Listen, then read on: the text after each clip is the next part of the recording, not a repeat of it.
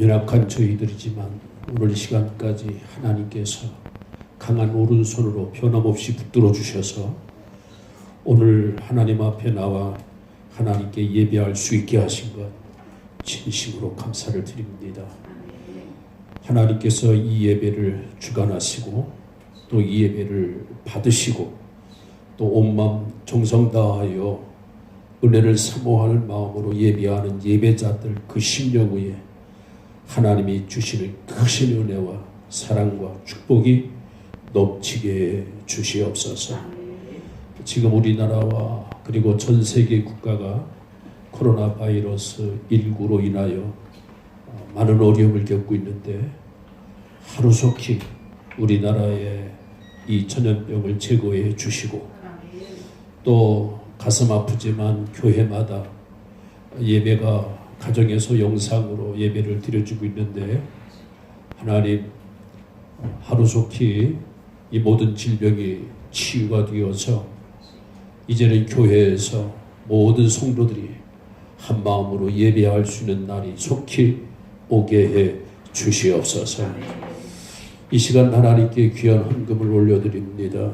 올려드린 손길 하나님이 축복하여 주시되 하나님을 낭망하는 믿음이 날마다 새로워지게 하여 주시고 하나님과의 깊은 영적인 교제가 더 깊어지게 해 주시어서 그래서 하나님이 주시는 새 힘으로 세상을 이기며 또 내게 주어진 어떤 환난과 역경도 돌파하게 하시며 그리고 믿음으로 간절히 하나님 앞에 올려드릴 기도 하나님의 때에 크고 비밀한 일들로 응답하여 주시어서 안고 있는 모든 문제가 해결되게 하시고 더 나아가서는 품고 있는 소원도 이루어지게 해 주시옵소서.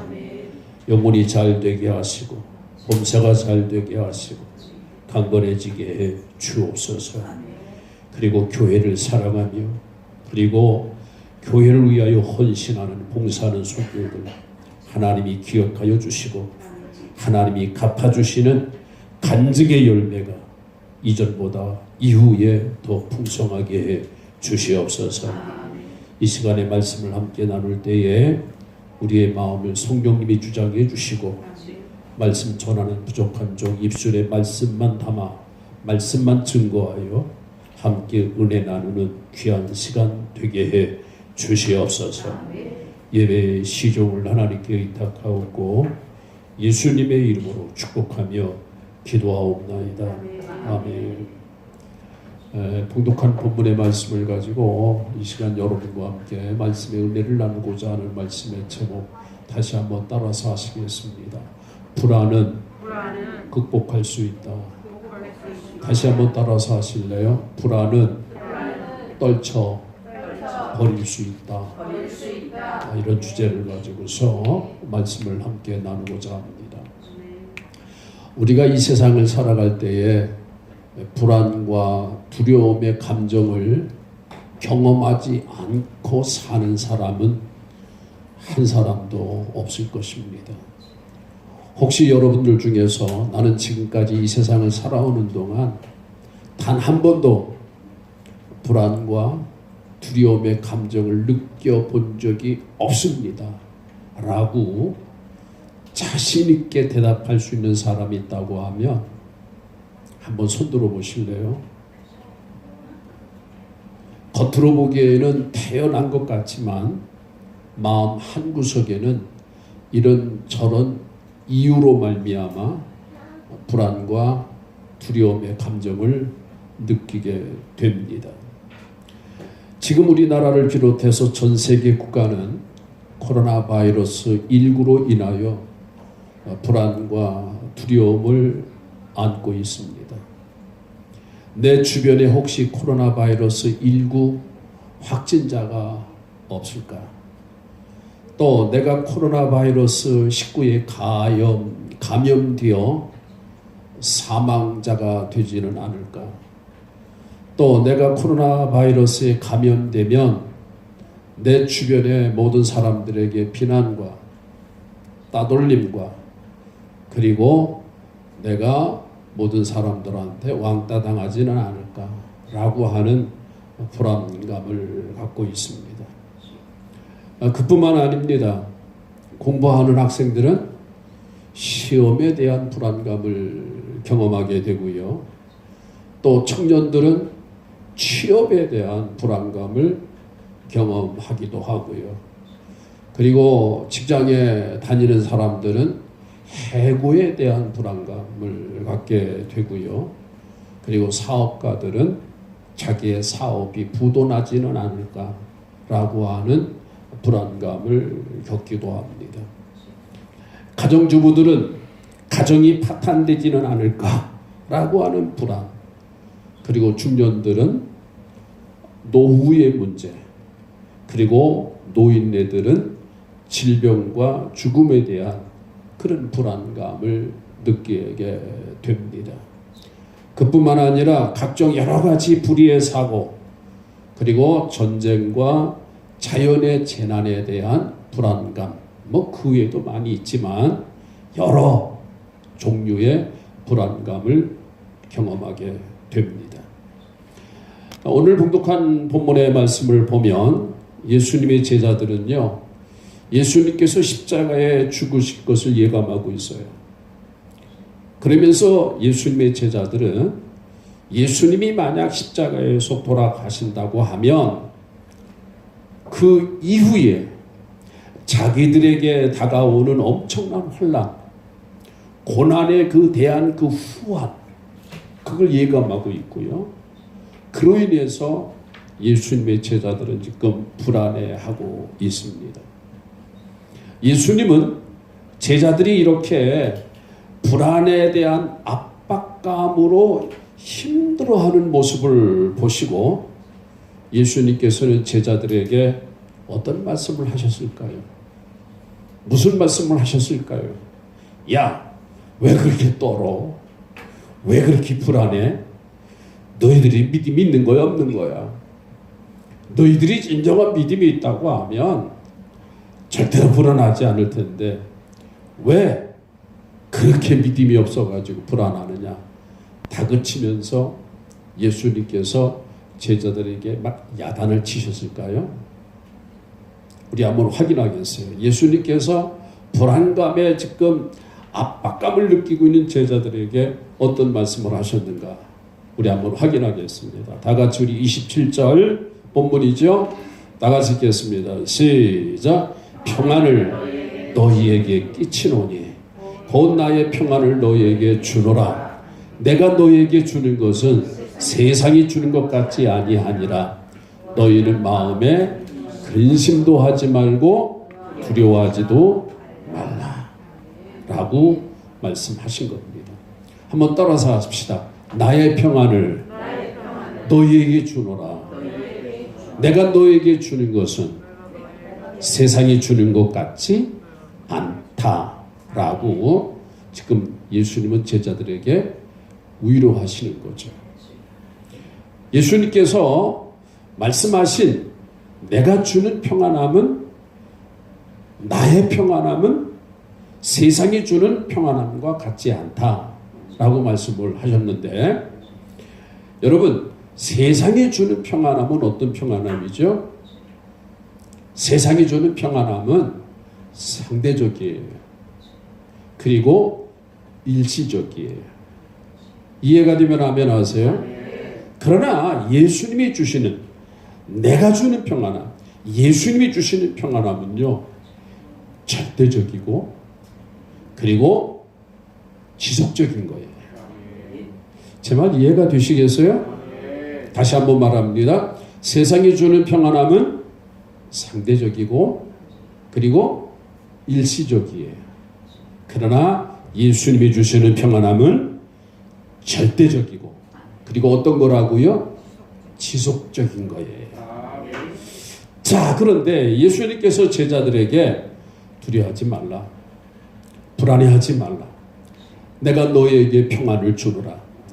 내가 너에게 주는 것은 세상이 주는 것 같지 아니하노니 너희는 마음에 근심도 하지 말고 두려워하지도 말라 라고 제자들에게 예수님의 평안함, 내가 너에게 평안함을 준다 라고 그렇게 말씀하셨을 때에 이 말씀을 들은 예수님의 제자들은 금방 즉시 자기들이 그 압박당하는 그 불안감이 탁 사라지고, 그리고 정말 동시에 예수님 말씀 떨어지자마자 지속적인 평안함, 절대적인 평안함, 예수님의 평안함이 제자들 마음속에 충만했을까요? 예수님 제자들 속에 정말 불안감은 안개가 사라지듯이 싹 사라지고, 예수님의 말씀을 듣자마자 예수님의 평안함이 충만하고 넘쳤느냐 그 말이에요. 그랬어요? 네? 예수님의 제자들이 그렇게 변화가 되었느냐 말이에요. 다시 한번 예를 들어서 말씀드린다고 하면, 병원에서 이제 수술을 받잖아요. 수술을 받고 난 다음에 회복할 때에 그 통증이 있어요, 없어요? 뭐 수술마다 다르겠지만 어떻든 수술하고 난 다음에 그 회복하는 그 시간, 그때 그 통증은 어마어마하다 그래요. 그래서 그 통증에 그냥 견딜 수 없으니까 그 환자가 그냥 간호사를 불러가지고 소리 지르면서 나 죽겠다고 막 야단법석을 피잖아요. 그죠? 수술 받아보신 분 계시죠? 그럴 때 간호사가 와가지고 어떻게 해요? 그렇게 정말 그 통증이 심하십니까? 물어보고 확인하고, 그렇다고 하면 그 통증을 멈추기 위해서 주사제를 넣죠. 그 주사제가 뭐예요? 진통제죠. 이 진통제를 탁 놓게 되면 그 진통제 그 한 방울로 인해서 그렇게 힘들어했던 그 통증이 싹 사라져요? 안 사라져요? 사라지죠. 마찬가지로 예수님께서 지금 제자들이 불안감에 지금 압박에 지금 막 시달리고 있는데 두려워하지 말라. 내가 너에게 평안함을 주노라. 내가 주는 평안함은 세상이 주는 것 같지 않으니 너희는 마음에 근심도 하지 말고 염려하지도 말라 라고 말씀을 하셨는데, 그 말씀이 떨어지자마자 제자들이 수술 환자가 통증이 사라지는 것처럼 금방 아멘 그리고 제자들 마음속에 평안함이 막 넘쳤느냐 그 말이에요. 예수님이 주시는 평안함이 세상이 주는 평안함이 아니라 예수님이 주시는 평안함이 충만했냐 그 말이에요. 그랬어요?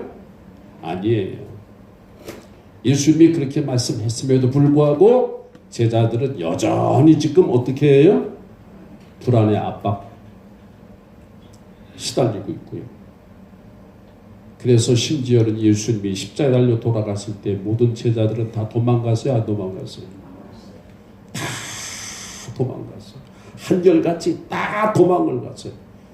그리고 난 다음에 그 제자들은 우리가 예수님 때문에 불이익을 당하지 않을까, 우리가 한때 예수님의 제자라고 그렇게 막 나섰는데 그것 때문에, 그 이유 때문에 우리가 잡히거나 구금당하거나 죽지는 않을까, 바들바들 떨어요 안 떨어요? 두려워하죠? 두려워해요.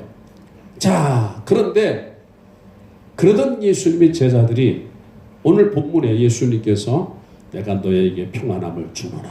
아멘. 나의 평안함을 너에게 주노라. 아멘.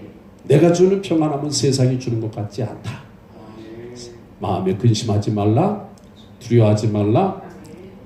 예수님이 말씀하신 나의 평안함, 나의 평안함을 예수님의 제자들이 경험한 때가 있어요, 없어요? 예수님이 제자들에게 말씀하신 이때는 경험하진 않았지만 이후에 예수님의 제자들이 정말 예수님이 말씀하신 대로 예수님이 주시는 평안함을 경험했단 말이에요. 아멘? 아멘. 네? 아멘. 그 평안함을 얻었다고요. 그럼 언제 그 평안함을 예수님의 제자들이 경험했죠? 제가 대답으로 할까요? 잘 들으세요. 예수님께서 십자가에 돌아가시고 난 다음에 사흘 만에 부활하셨어요. 부활하신 예수님께서 제자들에게 나타나셨죠? 그래서 예수님의 제자들은 불안했는데, 두려워했는데 여전히 여전히 두려워하고 여전히 불안했는데 그 압박감이 막 시달렸는데 부활하신 예수님을 확인하고 그리고 만나서 확인하고 그리고 예수님이 정말 우리의 인류의 메시아라고 하는 것을 확인하고 그리고 오순절날 마가다락방에서 성령을 받고 난 이후에 그때야 비로소 예수님이 주시는 평안함, 아멘. 세상이 주는 평안함이 아니라 세상에 감당할 수 없는 예수님이 주시는 평안함이 충만하게 경험된 줄로 믿으시면 아멘 하세요. 그때서야 본문에서는 예수님이 주시는 평안함에 대해서 몰랐어요. 받지도 못했어요. 예수님께서 그렇게 평안함에 대해서 말씀하셨음에도 불구하고 계속 두려워하고 불안의 압박감에 시달렸지만 하지만 예수님이 부활하시고 부활하신 예수님을 목격하고 확인하고 그리고 그 예수님이 우리의 메시아라고 하는 것을 고백하고 그리고 오순절날 따라서 합시다. 성령 받고 난 다음에 그때야 비로소 예수님의 제자들은 다 모두 다 예수님이 주시는 평안함, 아멘. 절대적인 평안함이죠. 지속적인 평안함이죠. 아멘. 어떤 상황에서든지 변하지 않는 변함이 없는 평안함, 그 평안함이 충만하게 된 줄로 믿으시면 아멘 하세요. 그래서 예수님의 제자들이 그 평안함을 얻은 후에 어떤 상황에서든지 이제는 전과 같이 불안해하지 않고 두려워하지 않고 어떤 상황에서도 좌절하지 않고 돌파하고 복음을 증거하다가 마지막에는 자기의 목숨을 주님께 바치는 순교자의 길 걸어간 줄로 믿으시기를 바랍니다. 그러므로 저와 여러분들은 이 세상을 살아가면서 여전히 불안할 수도 있지만 그러나 제자들이 예수님 부활한 이후에 경험한 예수님의 평안함, 주님이 주시는 평안함, 그래서 이 평안함이 일시적으로 금방 싹 사라지는 게 아니라 계속 지속적인 평안함, 어떤 상황에서든지 변하지 않는 이 평안함, 이 평안함이 여러분에게도 있기를 주의 이름으로 축원합니다. 이 평안함으로 우리 모두 따라서 합시다. 오늘의 불안을 극복할 수 있다. 동의하시면 아멘 하세요. 이 불안으로, 이 평안함으로 오늘 내가 경험하고 체험하는 모든 불안을 떨쳐버리고 우리 권사님 말씀대로 털어버리고 이러한 우리 예일교회 성도들이 되기를 주님의 이름으로 축원합니다. 아멘. 그런 의미에서 우리 다 같이 옆 사람하고 거리는 많이 떨어졌지만 또 떨어져 앉아야 돼요. 우리 다 같이 주님 주시는 평안함으로 모든 불안을 떨쳐버리세요. 시작.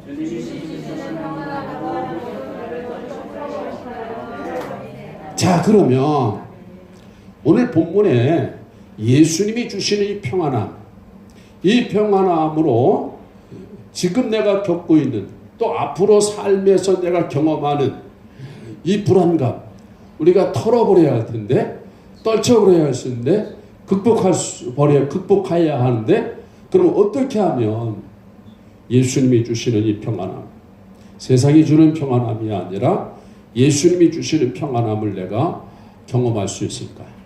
어떻게 하면, 어떤 방법으로 우리는 예수님이 주시는 이 평안함을 얻을 수 있을까? 이제 몇 가지 함께 생각해보자 합니다.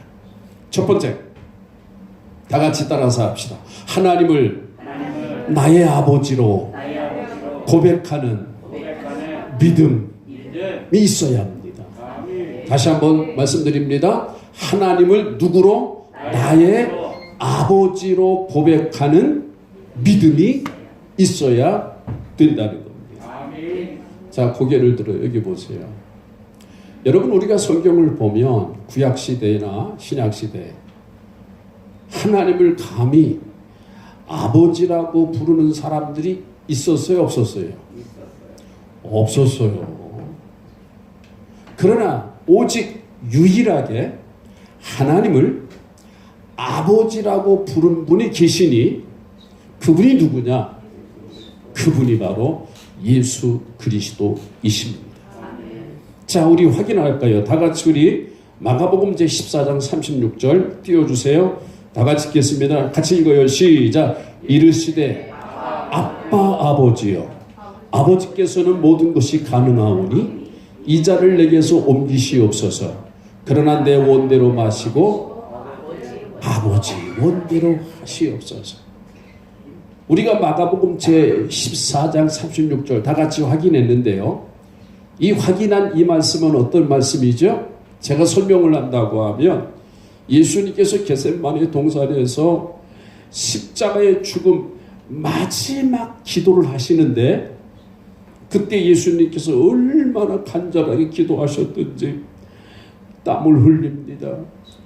눈물을 흘립니다. 눈물과 땀 흘리는데 성경에 보니까 그 땀이 뭐로 변했더라? 피로 변했더라. 이렇게 예수님은 당신의 십자가의 죽으심을 위하여 간절히 기도하실 때에 그때 기도 내용이 뭐냐? 하나님을 향하여 아빠 아버지. 우리 다 같이 확인했지만 여기 마가복음 14장 36절에 아버지라고 하는 말이 두 번이나 나와요. 한 번은 아빠 아버지. 다시 한번 제가 읽겠습니다. 이르시되 아빠 아버지요. 와, 여러분, 아빠라고 하는 말, 여러분 히브리어에서 이걸 아바라 그래요. 뭐라고요? 아바. 그러니까 히브리어에서는 아바, 우리 한국말로는 아빠라고 하는 거죠. 여기 히브리어 아바라고 하는 그 말, 그 아빠라고 그 아버지를 부르는 호칭인데, 이 아바라고 하는, 우리말로 또 아빠라고 하는 그 아버지를 부르는 이 호칭 속에는 아버지에 대한 최고의 애정입니다. 그리고 최고의 존경입니다. 최고의 친근감이에요. 이해가 되면 아멘 하세요. 그래서 내 아버지가 최고의 애정, 최고의 존경, 최고의 친근감을 그 표현하는 그 언어가, 따라서 합시다. 아빠. 히브리어로 아바라고 하는 말이에요. 그러니까는 여러분 더 자세히 말씀을 재밌게 드린다고 하면 아빠라고 하는 아버지를 호칭하는 이 부를 때의 아버지를 향해서 아빠라고 하는 그 말을 부를 때 그때 나이가 몇 살의 애들일까요? 대충 그냥 정확한 건 아니지만 몇 살 때죠? 10살 미만이에요. 그죠? 10살 이후에는 아버지를 아빠라고 안 부르고 뭐라고 말해요? 아버지 뭐 그렇게 했죠. 그렇죠? 아버지. 그러니까 여러분 그 10살 그 미만, 더 정확하게 말한다고 하면 4살 5살. 신학자들은 그렇게 해석을 하더라고요. 4살 5살 때 그 아버지를 향해서 아빠, 그때 그 아빠에 대한 그 존경심, 그 아빠에 대한 그 친밀감, 아빠에 대한 최고의 애정, 최고의 결정이라는 말이죠. 10살 넘어가면은 아빠가 아니에요. 그때는 이제 아버지가 서서히 고리타분하고 이해하십시오. 답답하고 소통도 안 되고 측은해 보이고 불쌍해 보이고 그렇게 좀 보여지는 면이 좀 달라 보이죠? 나만 그런가? 그래서 어떤 사람들이 이렇게 말을 하더라고요. 우리 아버지가 제일 측은하고 불쌍한 모습이 언제냐? 비춰질 때가 언제냐? 복권 2장을 사가지고 그 복권이 맞았나 안 맞았나 신문을 보고 계속 아니면 인터넷 딱 보고서 계속 두세 번 확인하고 난 다음에 안 맞았을 때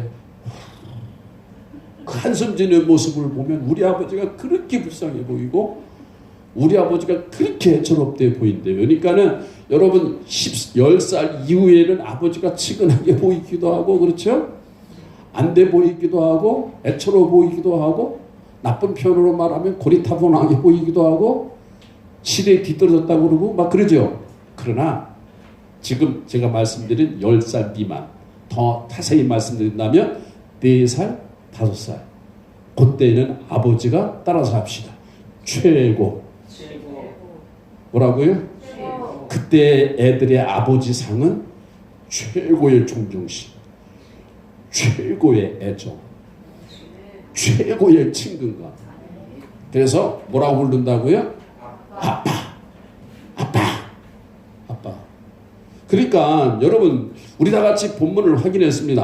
마가복음 14장 36절을 확인했습니다만은 예수님께서 기도할 때마다 하나님을 아버지, 아버지. 따라서 합시다. 아버지요. 아빠, 아버지. 그렇게 고백한 것은 전능하신 하나님, 무에서 유를 만드시는 하나님, 불가능을 가능하게 하시는 하나님, 인간의 생사복을 주장하시는 전능하신 하나님, 그 창조주 절대자 그 하나님을 뭐라고 고백했다고요? 예수님은 아빠, 아버지. 그러니까 예수님은 그 하나님을 절대 존경하고 절대 친근감, 절대 애정, 그리고 더 나아가서는 마지막 중요한 것은 그 하나님은 나의 아버지. 나의 아버지. 나의 모든 문제를 다 해결하시는, 내 문제를 모두 다 해결하시는, 못하시는 것이 없는, 그때 내 아버지가 최고죠. 그렇죠? 그 친근감, 그 존경, 그 애정, 그런 의미로 누구든지 하나님을 아버지라고 부르진 않았지만 예수님만이 하나님을 아빠, 아버지라 그렇게 부른 거예요. 하나 제가 재밌는 말 한마디 할까요? 제가 어릴 적에 시골서 자라났는데요. 그때 우리 집은요, 남양 집이에요. 그래서 겨울에는 따뜻한 햇볕이 그 내리쬐는 아주 양지바른 곳. 그래서 엄동설한 추위, 그 모진 바람이 막 불어와도 우리 집 마당은요 항상 좀 포근하고 양지바른 곳이기 때문에 뜨뜻했어요. 그래가지고 우리 집 마당 그리고 그 앞에 있는 그 밭, 뭐 겨울에는 다 농작물 다 수확했기 때문에 다 빈들판 아닙니까? 허벌판 아닙니까? 그러니까 웬만하면 동네 어린애들 모든 아이들이 다 우리 집으로, 눈이 오면 금방 녹아버리니까. 이게 우리 집 마당에서 그냥 여자애들이나 남자애들이나 같이 어울려서 같이 막 놀고, 그래가지고 우리 남자들은요 뭐 제기차기, 그 다음 자치기 혹시 아세요? 그 다음 뭐 사방치기, 뭐 해가지고 이런 놀이하고, 여자들은 뭐 소꿉장난하고, 또 그뿐만 아니라 뭐 땅 따먹기도 하고, 그 다음 뭐 고무줄 놀이도 하고, 뭐 줄넘기도 하고, 어떻든 놀이터였어요. 그런데 문제는 뭐냐 하면, 저보다 나이가 한 2살 정도 더 먹은 형이 있는데, 그 형이 아주 통제불능의 아이였어요. 지금 생각해 보니까. 그 대장 노릇 하려고 막 그러고요. 자기 말 듣지 않으면 막 놀이를 막 회방하고, 그리고 여자들 고무줄 놀이를 하게 되면 와가지고 그냥 고무줄을 그냥 면도칼로 끊어버리고 가위로 잘라버리고, 아주 심술궂은 아이였어요. 그리고 내가 막 놀면, 내가 혹시나 지 말 안 들면 와서 또 발로 차고 막 또 주먹으로 머리 때리고 막 그래요. 그럼 나는 형이기 때문에 같이 싸울 수는 없잖아요. 그럼 때리면 아프잖아요. 그러면 우는 거예요. 울고 동시에 집안으로 뛰어들어가면서 아빠 하고 불러요. 그럼 우리 아버지가 나와야 안 나와요? 나오죠. 그때 우리 아버지가 나와가지고 이놈의 자식들아 좀 동생을 사랑하고 동생과 같이 어울려야지 그러면 되겠어? 그러니까 그 아이는요 도망을 가버려요. 도망을 가버려요. 그리고 그뿐만 아니라 또 한번 같이 놀면 또 와서 또 거짓거리해요. 또 때려요. 그럼 나는 아빠 하고 또 부르면 아버지가 와서 또 그냥 그 아이한테 야단치려고 가면 그 아이는 벌써 기겁하고 도망가 버려요. 근데 내가 왜 이와 같은 얘기를 하느냐면 그 당시 나는 아빠가 나의 피난처가 되고 나의 도움이 되고 나의 방패가 되고 나의 산성이 절대자예요. 아멘. 마찬가지로 예수님께서 유일하게 하나님을 아빠, 아버지라고 그렇게 고백한 것은 전능하신 하나님이 나의 도움, 나의 힘, 나의 모든 것의 모든 것 되시는 완전한 나의 보호자, 능력자, 할렐루야, 전능자 임을 고백하는 호칭이에요. 아멘. 그러므로 오늘 저와 여러분들도 불안감이 느껴질 때에 그때 예수님이 하나님을 아빠 이보다 더 친근한 게 어디 있어요? 이해가 되면 아멘 하세요? 그 아빠 하면 그 왠지 모르게 그 포근함. 여러분 보아원에 있는 애들 보세요. 아빠가 없는 애들 보세요. 왠지 모르게 좀 쓸쓸해 보이죠? 그러나 아버지가 딱 버티고 있는 아이들 봐요. 당당하지 않아요? 당당하죠? 왜? 절대자로 믿기 때문에 그런 거예요. 마찬가지로 오늘 우리들도 불안의 감정을 경험할 때마다 그때마다 예수님처럼 하나님을 향하여 따라서 합시다. 아버지. 아멘. 아버지로 고백하는 믿음. 10살 이상의 그 아이가 아버지 그런 개념이 아니라 4살, 5살짜리 아버지의 그 개념은 절대자란 말이죠. 이해가 되세요? 완전한 자란 말이죠. 다시 말하면 슈퍼맨이에요. 슈퍼맨 아세요? 예? 마찬가지로 오늘 우리들도 하나님을 아버지. 아멘? 그렇게 고백하는 믿음으로 불안감을 떨쳐나가라. 털어버리라 그 말이에요. 이해가 되면 아멘 하세요. 여러분 고향과 본토 친척 아비집을 떠나 객지 생활하는 그 아브라함을 책임져 주시고 그 아브라함을 보호해 주시고 그 아브라함에게 복을 주신 분이 누구예요? 아버지 하나님. 아멘. 그리고 그 타국에서 그 형들에게 미움을 받아가지고 팔려나가가지고 종살이 그래가지고 산전수전 고생 나중에 인생 밑바닥 그 감옥에까지 완전히 추락되었지만 그러나 그 요셉을 하나님이 높여주시고 아멘. 형통하게 하시고 할렐루야. 이렇게 높여주시고 보살펴주신 분이 누구예요? 하나님 아버지. 아멘. 그러니까 사랑하는 성도 여러분 다시 한번 반복해서 말하지만 우리 불안해할 수 있어요. 불안의 감정에 묶일 수도 있어요. 그때마다 오늘 우리는 그것을 털어버리고 극복할 수 있는 첫 번째 방법은 뭐냐? 예수님이 하나님을 향해서 아빠, 아버지, 나의 보호자, 나의 전능자, 나의 슈퍼맨,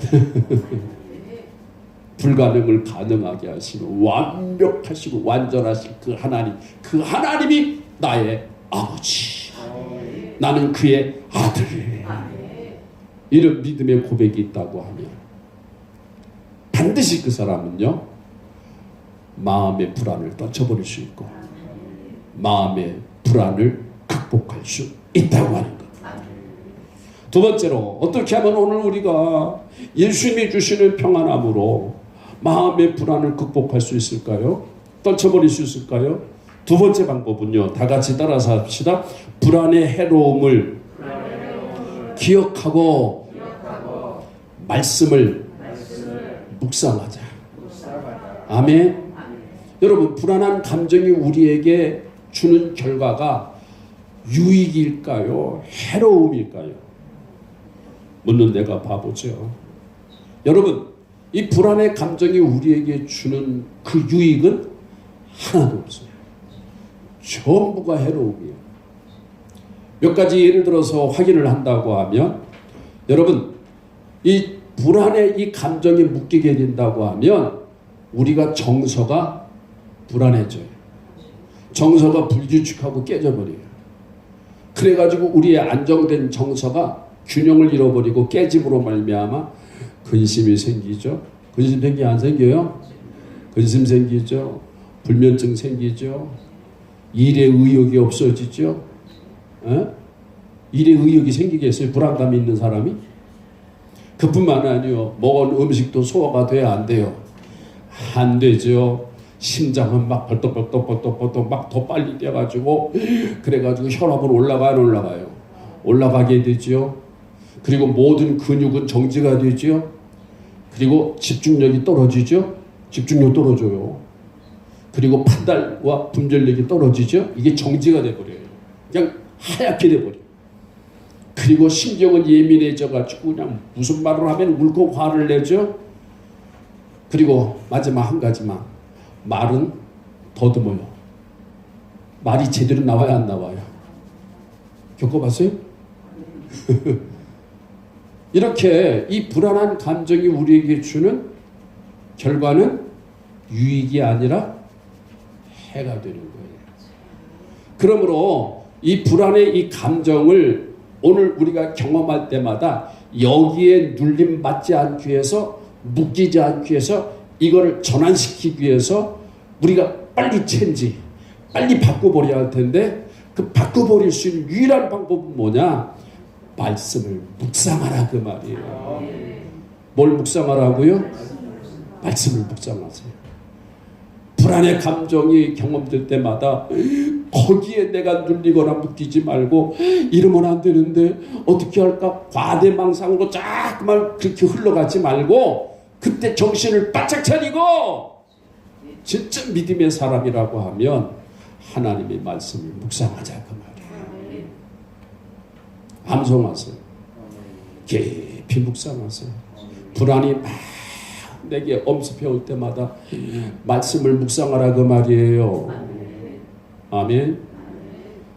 여기 코로나 바이러스 19 그걸 그냥 방역하기 위해서 문을 열어놓고 그 다음 소독제를 우리 담임 목사님 말씀한 것처럼 엄청나게 뿌린 것처럼, 여러분 오늘 우리들도 불안의 감정이 막 이렇게 느껴질 때 그때 하나님의 말씀으로 방역하라, 그 말이에요.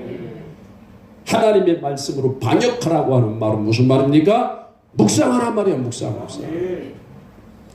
그러면 오늘 우리가 여러분 이 불안의 이 감정의 해로움을 꼭 기억하시고 그때마다 이 묶이지 않으려고 방역, 말씀을 묵상할 대표적인 말씀 몇 군데가 있어요. 그 대표적인 몇 군데의 말씀을 여러분에게 소개할 테니까 여러분 잘 참고하시고 정말 이 말씀 여러분 묵상해 보세요. 첫 번째, 다 같이 시편 27편 1절 3절 1절 다 같이 읽겠습니다. 시작. 여호와는, 같이 읽어요. 시작. 여호와는 나의 빛이요 나의 구원이시니 내가 누구를 두려워하리요. 여호와는 내 생명의 능력이시니 내가 누구를 무서워하리요. 아멘. 이 말씀 계속 붙잡고 그리고 이 말씀 계속 암송하시고, 그게 진짜 믿음이에요. 다시 한번 읽겠습니다. 여호와는 나의 빛이요 나의 구원이시니 내가 누구를 두려워하리요. 여호와는 내 생명의 능력이시니 내가 누구를 무서워하리요. 할렐루야. 그리고 이사야서 41장 10절 다 같이 읽겠습니다. 시작. 두려워하지 말라. 내가 너와 함께함이니라. 놀라지 말라. 나는 내 하나님이 됨이니라. 내가 너를 굳세게 하리라. 참으로 너를 도와주리라. 참으로 나의 의로운 오른손으로 너를 붙들리라. 할렐루야. 이 말씀 계속 이으시고 암송하시고 묵상하시라 그 말이에요. 아멘. 아멘. 그리고 마지막 본문 27절입니다. 본문 27절 다 같이 읽겠습니다. 시작. 평안을 너에게 끼치노니 곧 나의 평안을 너에게 주노라. 내가 너에게 주는 것은 세상이 주는 것 같지 아니하니라. 너희는 마음에 근심도 하지 말고 두려워하지도 말라. 할렐루야. 하나 제가 얘기할게요. 여러분 사진을 보여드릴 텐데 한 인물 사진입니다. 저 사진 좀 보실래요? 저분이 누구냐면 세계 최초, 우리나라 사람으로서 세계 최초 간 이식 수술 아시죠? 그걸 시도하시고 그걸 최초로 성공하신 분이에요. 저분의 이름이 누구냐면 이종수 박사님이십니다. 저 이종수 박사님이요 독일에 유학을 갔어요. 거기서 공부를 열심히 해가지고요.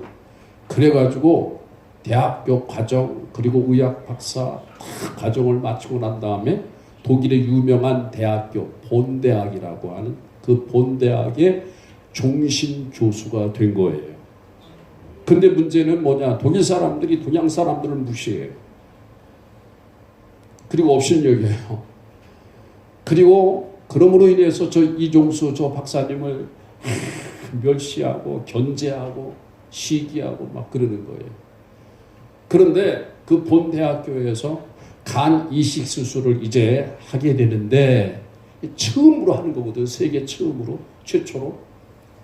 그런데 그 독일의 사람들이 이종수 박사에게 네가 한번 해봐라 라고 얘기를 하더래요. 왜 그러냐 하면 만약에 잘못되면 네가 책임져라.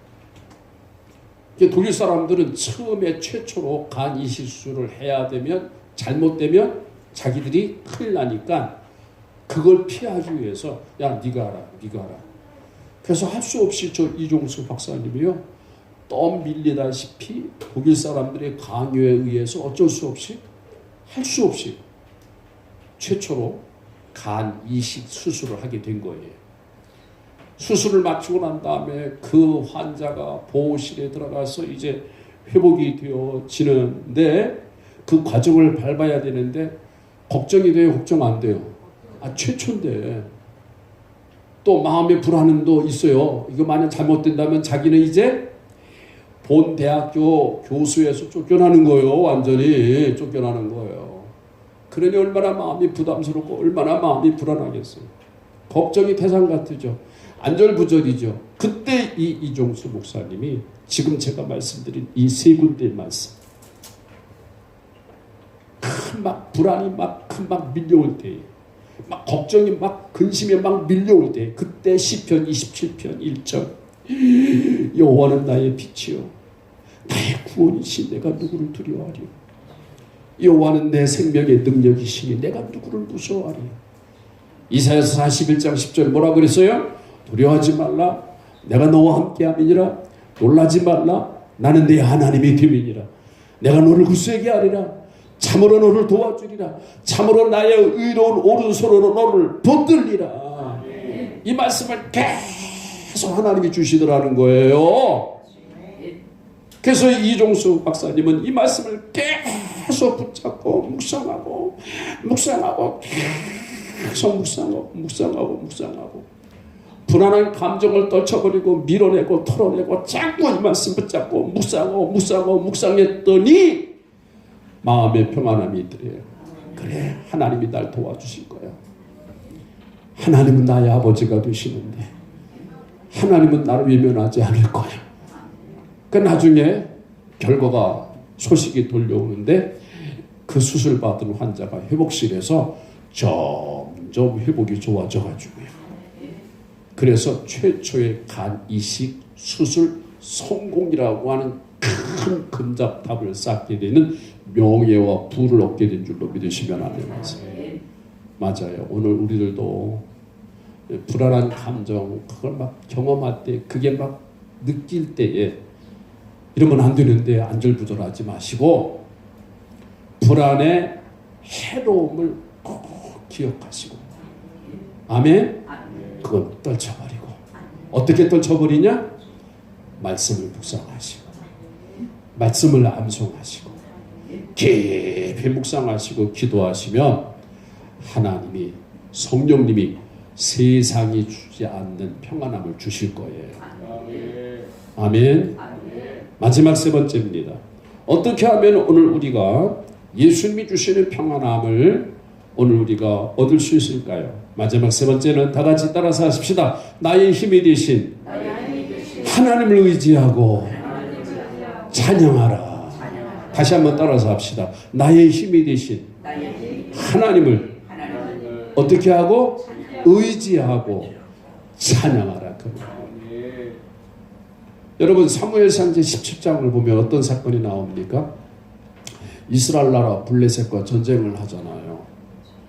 이 전쟁에서 이스라엘이 큰 국가적인 위기를 당하게 됩니다. 왜 그러냐 하면 블레셋의 그 군대 가운데 전쟁의 영웅 골리앗이라고 하는 사람이 있기 때문이에요. 전쟁의 영웅입니다. 성경에 보니까는 이 골리앗의 키가 얼마나 되느냐? 2m 80이에요. 저 놀래라. 그리고 그가 입은 갑옷이 무게가 58kg이에요. 대단한 겁니다, 이거는. 그리고 그가 가지고 있는 그 손에 쥔 창이 무게가 8kg예요. 그러니까 어마어마한 거죠. 그러니까 보는 사람들마다 기가 죽는 거예요.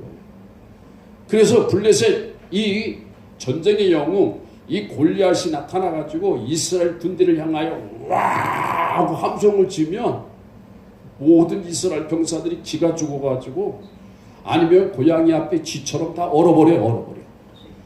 그래가지고 도망을 가거나 전쟁을 하지 않고 무서워서 숨어버리니까 그러니까 블레셋 그 군대를 막을 수가 없는 거예요.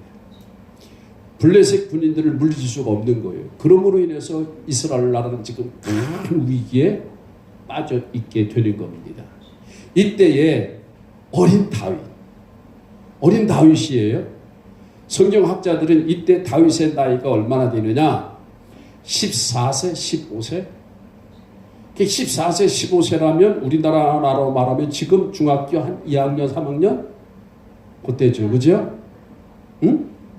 그래서 이 다윗이 그때에 그 아버지 심부름으로 형들이 전쟁터에 나가서 전쟁을 하고 있으니까 아버지가 다윗에게 네 형들이 전쟁에서 지금 잘 있는지 한번 확인하고 와라 그래가지고 심부름을 시켰단 말이에요.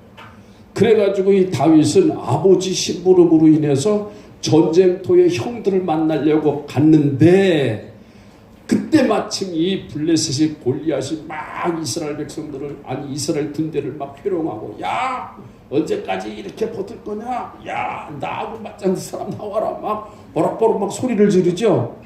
그걸 다윗이 봤어요 안 봤어요? 다윗이 봤어요. 그런데 자기 형들과 그리고 이스라엘 모든 군인들은요 그 골리앗 장군을 볼 때에 자기들과 비교해서 봤지만 그래서 자기들이 너무너무 골리앗이 크니까 그냥 겁이 먹어서 도망갔지만 그러나 다윗은 골리앗을 볼 때에 자기와 골리앗을 비교한 것이 아니라 만군의 여호와 하나님 내 안에 계시는 만군의 여호와 하나님을 비교한 거예요. 이 말 이해가 되면 아멘 하세요? 그러니까 다윗은요 골리앗 아무리 키가 크고 전쟁의 영웅이라 할지라도 만군의 여호와 하나님이 나와 함께 하신다.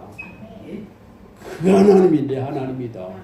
그런 시각으로 본 거고 그리고 그 외에 이스라엘 모든 사람들은 이스라엘 군인들은 자기들의 시각으로 본 거예요. 무슨 말씀 아시겠죠? 그러니까 어린 다윗은요, 만군의 여호와 하나님의 관점으로 보니까, 그리고 그 하나님을 의지하니까 모든 이스라엘 군인들은 다 도망갔지만, 그러나 이 다윗은 어떻게 했어요? 물맷돌을 가지고 골리앗 앞에 나가서, 야, 너는 칼과 창과 단창을 가지고 내게 오지만 나는 만군의 여호와 이름을 가지고 가노라 하고 물맷돌을 던졌을 때에 그 물맷돌로 인해서 골리앗이 맞아 죽은 줄로 믿으시기를 바랍니다. 그러니까 다윗은 비록 나이는 어리지만 누구를 의지한 거예요? 절대적으로 만군의 여호와 하나님을 의지한 거예요. 아멘. 다른 사람들은 자기의 관점에서 봤지만 다윗은 만군의 여호와 하나님을 의지하는 관점에서 보니까 두려움이 없게 되었고 불안이 없었다는 거예요. 마찬가지로 오늘 저와 여러분들도 불안감이 있을 때에, 느껴질 때, 그때 불안감의 그것만, 관점만 보지 말고 다 같이 따라서 합시다. 만군의 여호와 하나님, 내 아버지 하나님, 할렐루야. 그 하나님을 의지하라 그 말이에요. 그 하나님을 의지하고 당당하게 나가라 이 말이에요. 펼쳐버리라 그 말이에요. 그러면서 시편 56편 중요한 말입니다. 다 같이 띄워주세요. 3절 4절 다 같이 띄워서요. 시작. 내가 두려워하는 날에는 내가 주를 의지하리이다. 내가 하나님을 의지하고 그 말씀을 찬송하올지라. 내가 하나님을 의지하신즉 두려워하지 아니하리니 혈육을 가진 사람이 내게 어찌하리요. 따라서 합시다. 내가 주를 의지하고 내가 주를 찬송하리이다. 할렐루야. 그러면 그 사람 속에 있는 모든 불안을 털어낼 수 있고 극복할 수 있다는 겁니다. 이제 말씀을 맺겠습니다. 우리가 세상을 살아가다 보면 불안의 감정 경험하지 않는 사람은 한 사람도 없다. 다 우리는 불안의 감정을 경험하게 된다. 그때마다 이 불안의 감정이 우리를 묶이지 말고 따라서 합시다. 극복하자. 털어버리자. 할렐루야. 세상이 주는 평안함이 아니라 누가 주는 평안함? 예수님 주시는 평안함으로. 아멘. 예수님이 주시는 평안함은 절대적인 평안함이에요? 지속적인 평안함이에요? 이 평안함으로 여러분의 불안의 감정을 털어내시고 털쳐버리시고 극복하시기를 주님의 이름으로 축원합니다. 어떻게 하면 오늘 우리가 이 불안의 감정을 떨쳐버릴 수 있느냐? 세 가지를 말씀드렸어요. 첫째, 하나님을 나의 아버지로 고백하는 믿음이 있기를 바랍니다. 하나님을 나의 아빠 아버지로, 아빠 아버지. 그렇게 고백하는 그 믿음이 있기를 바랍니다. 그 믿음을 점검하시기를 바랍니다. 내게 그런 믿음이 있는가 한번 확인하시기를 바라고, 이 믿음이 여러분에게 더 확실하게 분명하게 고백되어질 때에 여러분의 마음속에 불안의 감정을 떨쳐버릴 수 있고, 그 다음 두 번째, 불안의 감정의 해로움을 꼭 명심하시고 그럼으로 인해서 우리는 털어내고 떨쳐버리고 털어내고 떨쳐버리기 위해서는 하나님의 말씀을 묵상하라 그 말이에요. 하나님의 말씀을 암송하라 그 말이에요. 그 하나님의 말씀을 붙잡고 계속 깊이 묵상하면 하나님 주시는 평안함이 여러분 속에 있을 거예요. 찾아올 거예요. 경험하게 되어질 거예요. 아멘. 그리고 마지막 세 번째로 그 어린 다윗처럼 하나님을 의지하고 내 안에 계시는 만군의 여호와 하나님의 관점으로 그 하나님을 의지하고 찬송하세요. 찬양하세요. 불안할수록, 마음이 더 흔들릴수록 여러분 더 찬양하시고 더 찬송하셔서 다 같이 따라서 합시다. 불안을 극복할 수 있다. 털어낼 수 있다. 오늘 여러분들이 그렇게 신앙생활하기를 주의 이름으로 축원합니다. 주님이 주시는 평안함이 여러분 속에 늘 함께하기를 바랍니다. 다 같이 우리 찬양합니다.